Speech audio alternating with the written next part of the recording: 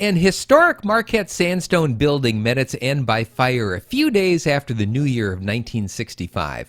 A crowd estimated by one observer at almost 1,000 people gathered to watch the structure burn to the ground. Some even brought a picnic lunch. The First Baptist Church, which called the southwest corner of Front and Ridge Street home for over 100 years, was at its beginning a small wooden building until construction was started on a much bigger sandstone building in 1884. When it was finished, the church held 700 people and had as its centerpiece a Hook and Hastings steam-powered organ, one of the first in the state of Michigan. The organ was the heart of the church, even if it wasn't always the most reliable piece of equipment. Congregation members fondly recalled that they would be in the midst of singing a hymn and the organ would suddenly stop working, either because the steam that powered the organ ran out or the water pressure on top of the Front Street hill fell to too low of a level. On the afternoon of January 5th, 1965, the Marquette Fire Department received a call from the Northland Hotel next door that the church was on fire.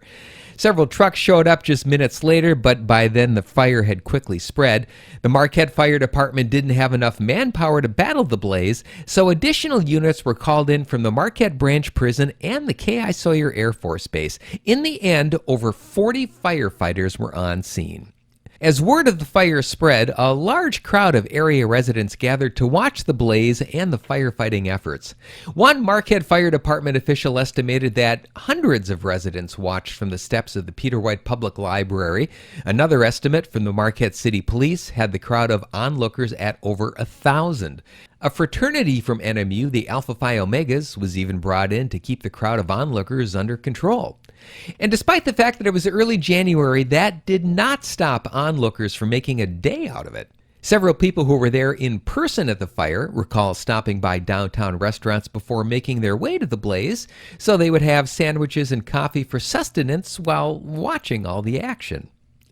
The fire was eventually brought under control. Thankfully, the wind was blowing from the south that day. If it had been blowing from the north, there was a real danger that the flames would have jumped over to the Northland Hotel. Loss of the structure and its contents, including the steam-powered organ, was estimated at about $400,000, which is slightly over $2 million today. The church's insurance only covered 20% of the loss. Members of the church then embarked on a campaign to raise funds for a new facility, which was eventually opened in 1967 on the corner of Fair and 8th Streets in Marquette, right across from NMU. That building is still in use today.